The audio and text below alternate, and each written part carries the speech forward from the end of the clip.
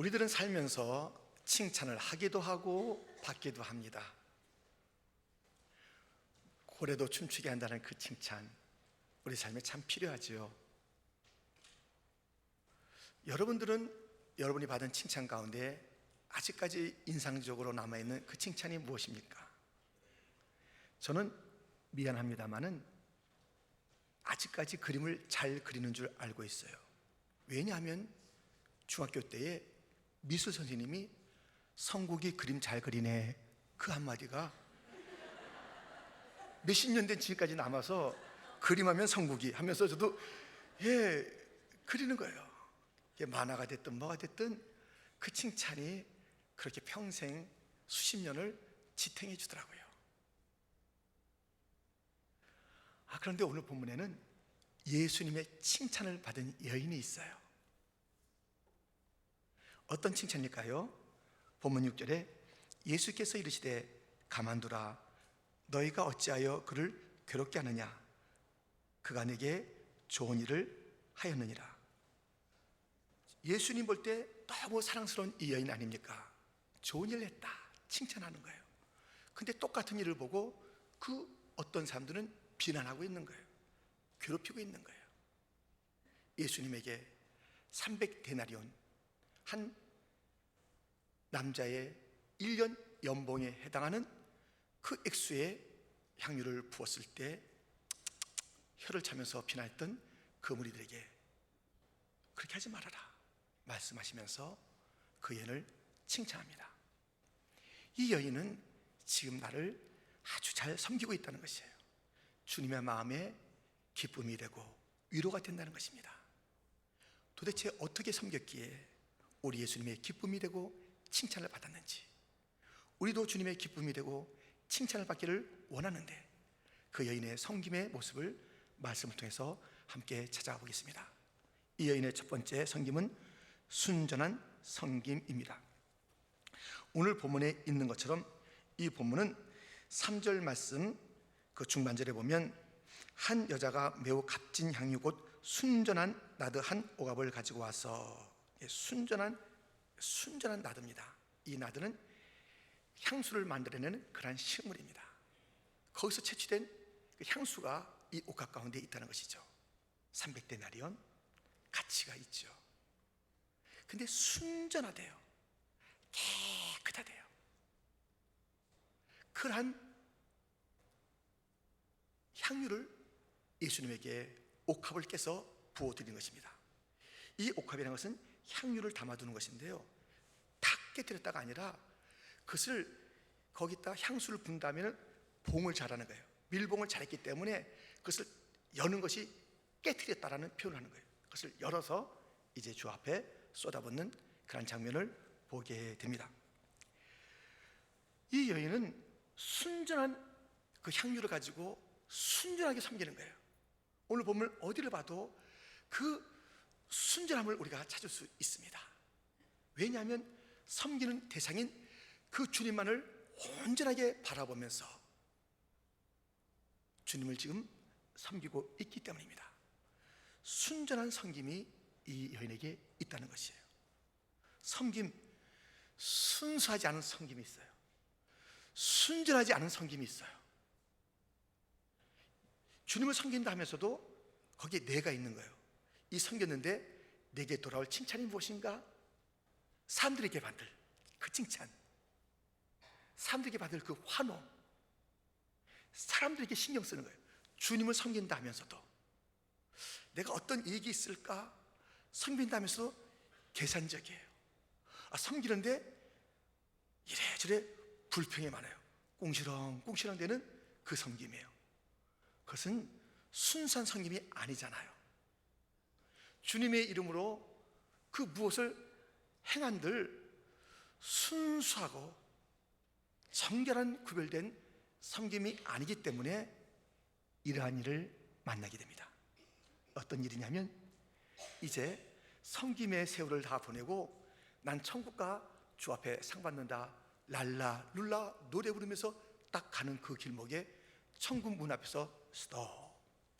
이 말씀을 들어보세요. 마태복음 7장 21절, 나더러 주여 주여 하는 자마다 다 천국에 들어갈 것이 아니요 다만 하늘에 계신 내 아버지의 뜻대로 행하는 자라야 들어가리라.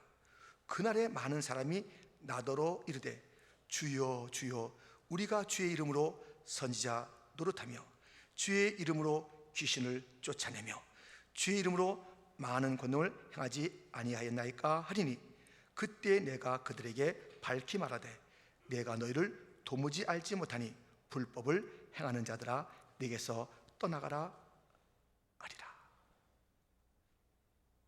순수하지 못한 섬김. 그런데 섬길 때 뭐라고 그러겠어요? 내 이름 나 이렇게 안 하잖아요. 주의 이름으로 이렇게 많은 일을 했습니다. 근데 문제는 뭐냐면 그것이 진정으로 그 주님의 뜻에 맞는지는 생각하지 않아요. 주님의 마음을 헤아리잖아요. 자기 방식대로, 자기 열심대로, 자기 하고 싶은 때에 그렇게 하는 거예요.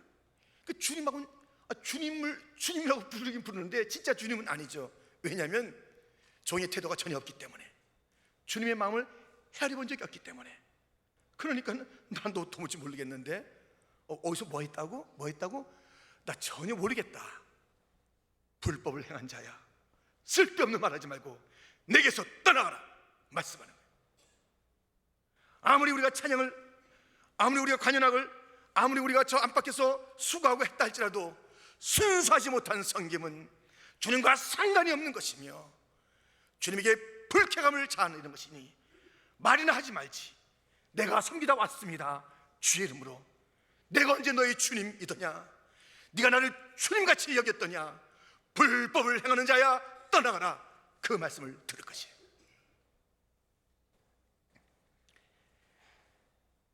그런데 이 여인은 순수하게 섬겼다는 것이에요. 이 순수한 섬김에는 시련이 있어요. 시련이. 이 여인이 보여주고 있지 않습니까? 온전히 주님 한 분. 이 여인이 무슨 지위를 탐합니까? 자기 어떤 명예를 탐합니까? 오직 주님에게 모든 것을 쏟아붓는 거예요. 주님에게만 관심이 있는 거예요. 자기도 아니고 누구도 아니에요. 주님에게만 관심 가지고 주님만 집중하여 섬기는 이 여인에게 사람들이 책망하는 것이고, 예수님의 표현을 우리가 보자면 괴롭힘을 당하고 있는 것입니다. 여러분, 가을꽃, 어떤 것이 가을꽃이죠? 가을에 어떤 꽃이 있죠? 국화도, 국화 참 좋습니다. 또 어떤 꽃? 코스모스. 그 다음에요? 이 2개 이상을 잘 못 넘어가는 맨드라미도 있고요. 또 백일홍, 쑥부쟁이도 있대요. 쑥부쟁이 본 적 있어요? 하여튼 여기서 이만큼 이제 끝이고요. 아무튼 이 가을에 피는 꽃, 아니 가을에만 피는 게 아니라 모든 꽃들은요 그 아름다움을 확 드러내기까지 그냥 있어요? 아니에요. 바람에 의해서 시련을 받습니다. 비에 젖는 그런 처량한 날들도 있습니다.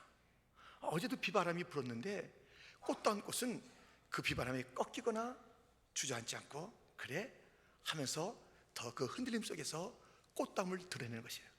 그래서 이란 시가 있습니다. 흔들리며 피는 꽃 도종환. 흔들리지 않고 피는 꽃이 어디 있으랴. 이 세상 그 어떤 아름다운 꽃들도 다 흔들리면서 피었나니, 흔들리면서 줄기를 곧게 세웠나니 흔들리지 않고 가는 사랑이 어디 있으랴. 젖지 않고 피는 꽃이 어디 있으랴. 이 세상 그 어떤 빛나는 꽃들도 다 젖으며 피었나니, 바람과 비에 젖으며 꽃잎 따뜻하게 피었나니 젖지 않고 가는 삶이 어디 있으랴.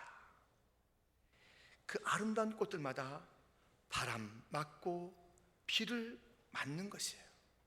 그리고 그 아름다움을 드러내는 것이에요. 순수하게 섬기면은 시련이 있어요. 비바람이 다가온다니까요. 그냥 두지 않아요. 내 가까이 있는 자조차도 그냥 두지 않고 시게 하는 말을 해요. 네가 뭐 언제부터 너 잘났다 그렇게 말을 해요. 그런데 이 순수하게 섬긴다면 그 일들 때문에 상처받고 주저앉지 마세요, 여러분들. 아니, 꽃들도 비바람을 이기고 그 꽃다움을 보여주는데, 성도가, 주님을 섬기는 자가 섬기다가 서로 이런저런 얘기 듣는다고 그만둬요? 포기해요? 여기 이 사람들이 상처 준다고 나 상처받았네 하면서 그 연이 물러가던가요? 무슨 얘기를 하든 주님 앞에 그 향유를 남김없이 부어드리는, 마지막까지 부어드리는 그 여인이, 섬김을 포기하지 마세요. 어떤 일이 있어도 주저앉지 마세요. 순수한 섬김에는 그러한 어려움이 있습니다. 주님을 섬길 때 가짜 섬김이 있고요, 그건 주님 앞에 가서 참 혼납니다. 불평하고 자기 중심이 있고 자기가 박수 안 받으면 안 되고 그저 개선적인 그 섬김, 그거 포기하시고요, 순수한 섬김을 이 여인처럼 순수한 나들을 그 향유를 부었던 것처럼 순결하게 아름답게 우리가 주님을 섬기는 가운데 힘이 들고 어려워도, 어떤 엉뚱한 얘기 듣고 괴롭힘을 당해도 섬김을 포기하지 않는 그러한 믿음의 사람들이 다 되시기를 주님의 이름으로 축원드립니다. 두 번째로 이 여인의 섬김은 허비한 섬김입니다. 4절 말씀을 보세요. 어떤 사람들이 화를 내어 서로 말하되 어찌하여 이 향유를 허비하는가. 허비한다는 그런 구절이 있습니다. 이 허비란 단어는 헬라어로 아포레이아라는 그런 단어를 씁니다. 그것은 허비, 낭비, 사치, 지나침, 손실, 희생, 죽음 등을 의미하고 있습니다. 사실 이 여인에게 300데나리온, 1년 연봉에 해당하는 그 향유는 그의 전부였을 거예요. 그것을 쏟는다는 것은 생명을 쏟는 것 같은 희생이며, 또 사람들이 볼 땐 낭비 같은 그러한 일을 이 여인이 하고 있는 것입니다. 자기의 생명을 아낌없이 쏟아붓는 그 모습을 보면서, 야, 낭비 좀 하지 마라, 허비하지 마라. 지금 이 300대를 여기다 쏟아 부을 때냐? 가난한 자들도 있지 않느냐? 그들에게 나눠주면 좋을 그 재물을 가지고 한꺼번에 다 쏟아붓는, 아이고 왜 낭비하냐 하는 그러한 책망을 듣는 것입니다. 예수님께서 그들을 만류합니다. 야 가만두어라. 왜 그랬을까요? 가난한 자들에게 이 액수가 쓰이는 것이 싫어서였을까요? 아니에요. 우리 주님은 가난한 자 긍휼히 여기십니다. 오늘 본문에도 가난한 자를 무시하는 게 아니에요. 그런데 지금 이 여인의 행동에는 그냥 300데나리온의 그 가치 있는 그 물질을 쏟아붓는 거기에는 이 놀라운 것이 담겨 있는 것을 예수님께서 아신 거예요. 무엇이에요? 이 여인은 예수님 앞에 다가온 죽음을 본 거예요. 근데 그 죽음이 어떤 죽음이냐면 희생과 낭비의 죽음인 것을 안 것이에요. 8절에 그는 힘을 다하여 내 몸에 향유를 부어 내 장례를 미리 준비하였느니라. 그의 향유 부음은 그냥 생각 없이 쏟아붓는 것이 아니라 예수님의 죽음을 준비하는 것이에요. 예수님의 죽음은 희생의 죽음인 것을 아는 것이에요. 그래서 그 자신도 예수님처럼 자그마한 것이지만 희생하면서 주님을 섬기는 것이에요. 예수님 하나님의 아들이시며 불멸의 하나님이신 그 분이 더럽고 추한 비천한 자기 자신을 위해서 희생하신 것을 그는 보았고 그 죽음을 이제 내다보는 것입니다. 희생이라는 것이 무엇이에요? 무엇인가 가치 있는 것을 위하여 더 놀라운 가치를 위하여 지금도 소중하지만 이 소중함을 쏟아내는 것. 왜요? 더 가치 있는 것이 있기 때문에 희생이라는 이름으로 지금 포기하는 것이 희생입니다. 그런데 주님의 그 생명이 우리보다 더 가치가 없는 것입니까? 그게 아님에도 불구하고 우리 주님은 마치 죄를 먹고 마셨던 우리들이 그게 소중한 것처럼, 자신의 생명보다 더 소중한 것처럼 희생하며 쏟아부으며 자기의 생명을 골고다고 위해서 다 피 한 방울 물 한 방울까지 아끼지 아니하시면서 낭비하시고 희생하시고 쏟아붓는 그 죽음을 바라보면서 이 여인은 옥합을 아낌없이 쏟아부은 것입니다. 섬긴다는 것은, 예수님을 섬긴다는 것은 예수님을 따른다는 것이에요. 예수님을 따라가 보십시오. 예수님이 우리를 어느 자리로 부르십니까? 너 나 따라오라, 내 인도함을 받으라. 내 가는 곳 너 올 수 있느냐? 나를 섬긴다는 것은 내가 가는 그 길을 따르는 것이니라. 겟세마네 갈게 따라오라. 피땀 흘린 동산에 따라오라. 골고다까지 따라오라. 주님을 그 가는 곳까지 따르지 않는다면 결코 주님을 섬기는 것이 아닙니다. 입으로 주님을 섬기지 마십시오. 시시하게 주님을 섬기지 마십시오. 주님이 보여주신 섬김의 길 따르면서 가십시오.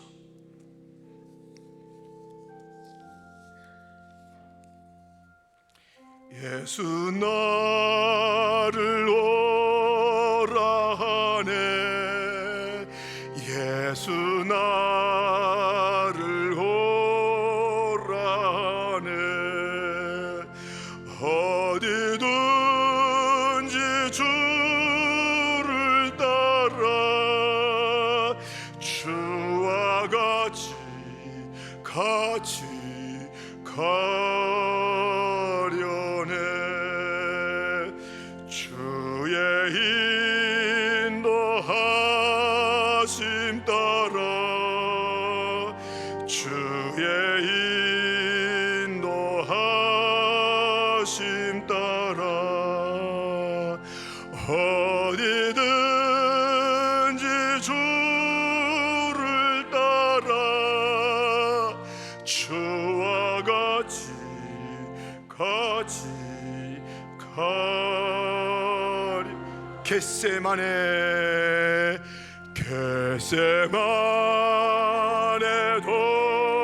도산까지 주와 함께 가려 하네. 피땀 흘린 동산까지 주와 함께 가려네. 주의 인도하심 따라 주의 인도하심 따라 어디든지 주를 따라 주와 같이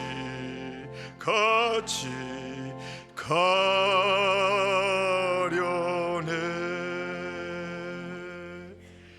진정한 섬김은 주님을 따르는 것이며 주님이 섬김을 얘기할 때는 이렇게 말씀하셨고 행하셨기 때문에 우리도 그런 차원의 삶을 살아야 합니다. 섬김을 이렇게 말씀하셨습니다. 마가복음 10장 45절 같이 읽겠습니다. 인자가 온 것은 섬김을 받으려 함이 아니라 도리어 섬기려 하고 자기 목숨을 많은 사람의 대성물로 주려 함이니라. 아멘. 이 섬긴다는 것은 생명을 쏟아붓는 것이에요. 그래서 그것을 내다봤던 이 여인 얼마나 지혜롭습니까? 그래서 섬긴다는 그 차원, 생명을 쏟는 것이다. 자기의 생명 같은 것을 쏟아붓는 것이에요. 여러분, 주님을 섬기십니까? 아니, 자기 자신을 위해서는 아끼지 않아요. 자녀들 위해서는 뭐든지 다 해요. 근데 주님을 섬길 때는 그때부터 막 계산이 되는 거예요. 이거 하면 손해보는 거 아닌가? 이거 뭐 이렇게까지 할 게 있는가? 누가 책망하지 않아도 스스로가 이럴 필요가 없잖아. 이건 허비야, 낭비야. 그렇게 생각하십니까?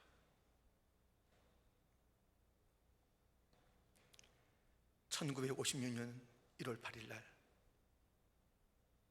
저 남미의 아우카족을 향하여 짐 엘리어트와 그 4명의 친구들, 젊은 사람들이에요.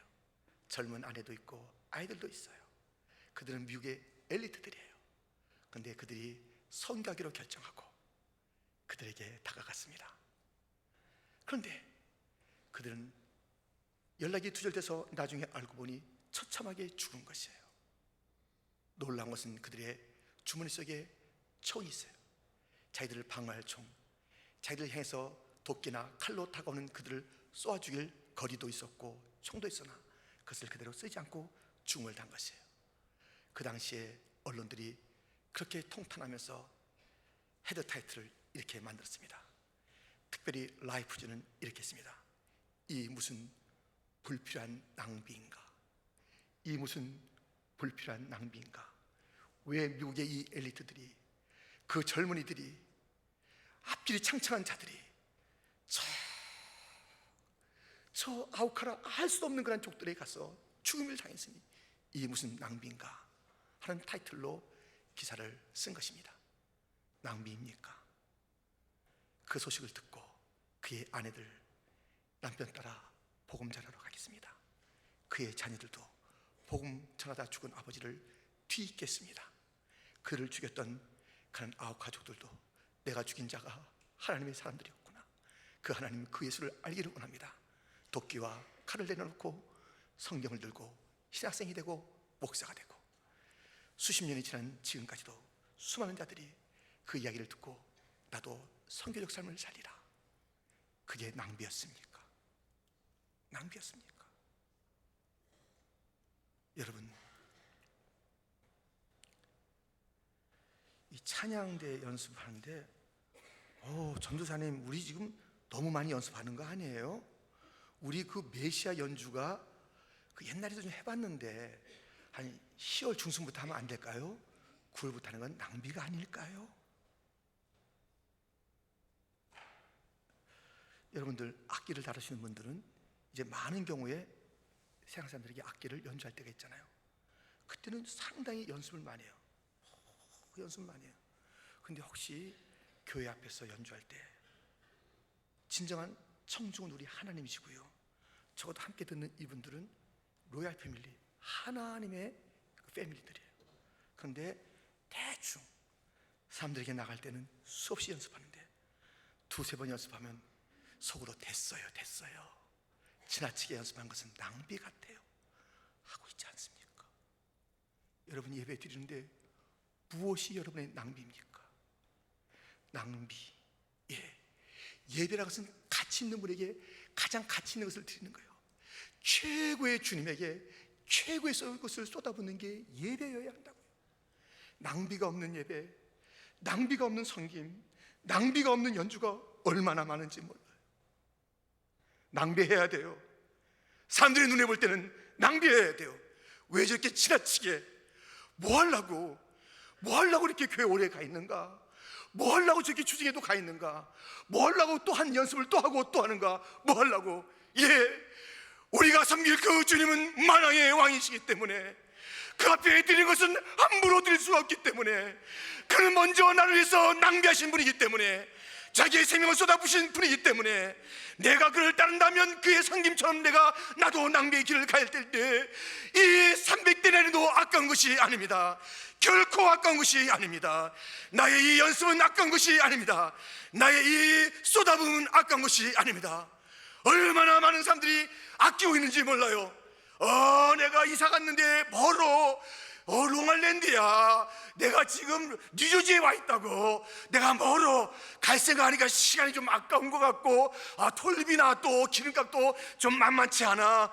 퀸즈 장로교회 예배가 그 톨비값도 못하니까 우리가 드리는 예배, 주님 앞에 드리는 그 예배가 항상 톨비 생각하고 기름값 생각하고 시간 생각할 것만큼 그 가치도 없으니까 자녀를 위해서는 먼 길을 다니면서 자기 여행을 위해서는 무엇이든지 하면서 주님 앞에 나올 때마다 계산하고 낭비 같고 불필요한 것 같고, 지나치게 연습하는 것 같고, 지나치게 은혜가 사는 것 같고. 그렇습니까? 그 정도의 주님이십니까? 시시한 주님을 왜 섬기십니까? 그런 가치가 없는 예수님을 왜 섬기십니까? 무엇을 낭비하며 이 자리에 앉아 계십니까? 무엇을 하셨습니까? 우리의 지난날의 섬김이 어땠습니까? 오늘의 이 예배는 어떤 예배입니까?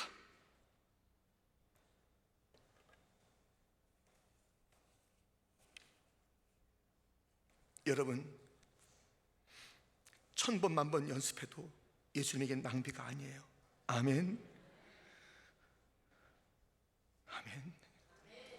아멘. 이 예배 자리에서 이렇게 생각하지 마세요. 생각하지 마세요. 주님, 날 위해서 하늘의 영광을 버리고 오신 그 주님, 주님의 생애가 낭비의 생애였습니다. 나 같은 자, 이 비천한 이 몸을 위해서 주님은 낭비하셨습니다. 그럴 필요가 없는데 제가 무엇을 쏟아본 듯 그것은 낭비가 아닙니다. 다 감사할 수 없는 것뿐입니다. 그 주님의 가치가 어떤 분인지 온 땅이 좀 알기를 원합니다. 세상 사람들이 뜯어버릴 정도로 왜 그렇게 지나치게 믿어? 왜 그렇게 뭐 하자고 이렇게 교회 열심히야? 열심히 할 이유가 있습니다. 이것은 지나침이 아닙니다. 내 생명이 1000만 번 있다지라도 쏟아붓기에 그것은 너무나도 부족한 주님에 대한 사랑의 감사일 뿐입니다. 여러분, 가치 있는 예배를 함께 드립시다. 가치 있는 섬김을 주 앞에 드립시다. 정말 가치 있는 것을 가지고 주님을 섬깁시다. 벌벌 떨지 마시고 세상에 나가서는 그리 아니하는데 주님의 일에는 소심한 자 되지 말고 이 여인처럼 용감합시다. 담대합시다. 좀 스케일이 좀 큽시다. 이 여인은 이렇게 순전하게 주님을 섬겼습니다. 그리고 낭비하는 것 같은 섬김을 주 앞에 올려드렸습니다. 세 번째, 이 여인의 섬김은 때 맞은 섬김입니다. 이 섬기는 일은 언제나 할 수 있는 일도 있고 지금 아니면 안 되는 일도 있어요. 예수님께서도 가난한 자를 갖다가 나눠주겠다는 그 의도에 주님께서 뭐라 하실 것은 아니에요. 그런데 지금 중요한 일이 있다는 거예요. 이 섬김의 우선순위를 이 여인은 잘 찾았습니다. 본문 7절에 보면 가난한 자들은 항상 너희와 함께 있으니 아무 때라도 원하는 대로 도울 수 있거니와 나는 너희와 항상 함께 있지 아니하리라. 이 주님의 시간은 별로 남지 않았다는 것이에요. 이 여인이 그것을 지겹게 알았어요. 항상 같이 있을 그 가난한 자를 향한 발걸음이 아니라 지금은 예수님의 이 죽음에 대한 집중하는 시간이다. 그 시간이 다가오고 있으면 1절 2절이 이렇게 일러주고 있지 않습니까? 이틀이 지나면 유월절과 무교절이라. 대제사장들과 서기관들이 예수를 흉기로 잡아 죽일 방도를 구하며 이르되 밀란이 날까 하노니 명절에는 하지 말자 하더라. 하루 이틀 사이에 죽이기를 원하는데 좀 미뤄둘까? 미뤄두게 되지도 않았어요. 그 명절 가운데 우리 예수님을 죽게 하는 그 일이에요. 이 여인은 주님을 섬기는 일을 미루지 않았습니다. 여러분, 오늘 할 일을 내일로 미루지 마십시오. 내가 할 일을 다른 사람에게 떠맡기지 마십시오. 교회에서 가장 어리석은 사람들이 그런 사람들이에요. 자기가 해야 될 자기 몫을 갖다 자꾸 다른 사람에게 넘겨요. 아유 됐다, 내가 이번에 고생 안 해서 됐다. 아이고 내가 허리 좀 펼 수 있어서 됐다. 아이고 나는 땅 갈 수 있어서 됐다. 진짜 그래요? 왜 그 놀라운 찬스를 놓치세요? 왜 주님 앞에 감동을 드릴 그 찬스를 왜 남에게 넘기세요? 여러분, 사랑을 다른 사람이 대신해 줍니까? 누굴 사랑하는데 다른 사람이 가서 대신 사랑해 줍니까? 섬김은 사랑이에요. 섬김은 사랑이에요. 왜 남이 자꾸만 대신하라고 그러세요? 왜 다른 사람 등을 뛰매고 자기는 빠지냐고요? 그게 섬김이냐고요? 그게 사랑이냐고요? 왜 그렇게 삽니까? 우리 이 시간 지나고 나면 할 수 없는 그 일 지금 해야 합니다. 톨스토이는 이런 말을 했어요. 중요한 것은 세 가지. 가장 중요한 시간은 지금이다. 가장 중요한 사람은 지금 내 앞에 있는 사람이다. 가장 중요한 일은 지금 내 앞에 있는 사람에게 좋은 일을 하는 것이다. 좋은 일도 알지만 뭐 괜찮기도 하지만 다 중요해. 이것이 우리의 게으름과 나태함이에요. 이 게으름의 영, 특별히 그게 잘못이 아닌 것 같고, 그렇지만 마귀가 그것을 얼마나 잘 활용하는지, 게으름과 나태함, 미뤄둠, 이것을 얼마나 마귀가 잘 활용하는지. 예수를 부인하지 말라, 그게 아니에요. 좀 미뤄둬, 내일로, 다음에로. 애 큰 다음에 섬겨요? 무엇이 좀 내가 좀 그럴듯하게 자리가 잡히면 섬겨요? 옛날에 그렇게 안 했어요. 애들을 끌고 잡고 업고 밀면서 철학기도 맨날 쓰겠습니다. 금식기도 다 했습니다. 애들 다 먹일 수 있도록 나가서 장사도 하고 어찌하든지 했어요. 그렇게 참 불편한 일들이 많은 그때에도 그렇게 넉넉하게 했어요. 근데 창성은 날마다 힘이 있었어요. 그 얼굴은 빛났어요. 이렇게 편한 세상에서 이것이 해결되면, 불편함이 멎치면, 애가 크면, 그때 섬길 상황이 안 될 가능성 많습니다. 지금입니다. 예수님을 섬기는 시간 많지 않습니다. 지금 최선을 다하십시오. 최선을 다해서 최고의 예수님, 다른 주일이 없는 것처럼 오늘 최선을 다하고 가세요. 최선의 예배를 드리세요. 오늘 그 실력 미뤄두지 마세요. 누구에게 들려주려고, 누구에게.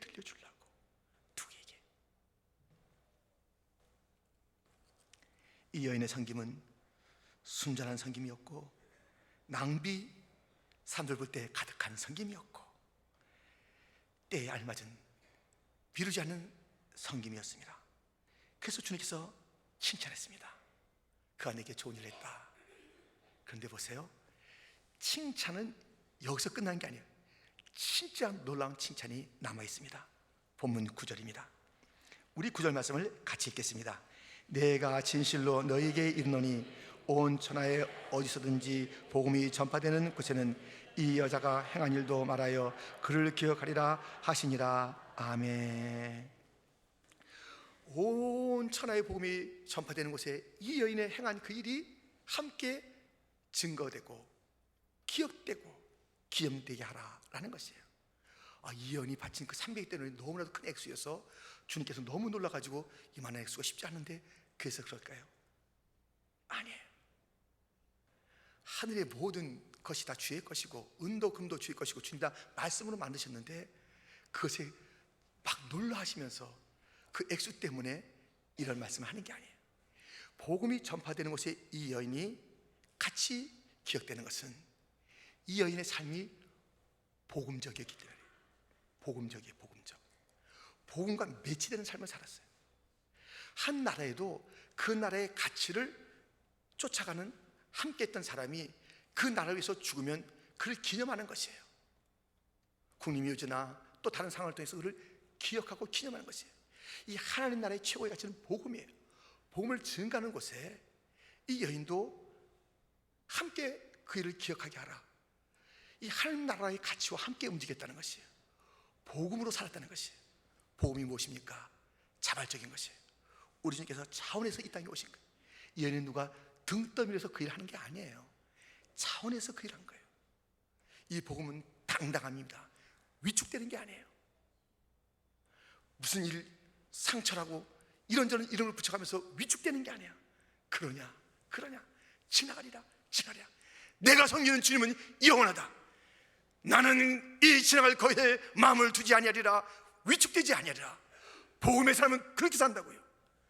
그런 당당함이 있기 때문에 그 여인의 복음적 삶이 함께 기억되어야 된다. 상황 속에서 상황과 환경에 주눅들지 아니하고 위축되지 아니하고 그것을 뛰어넘는 당당함이 있었던 것이.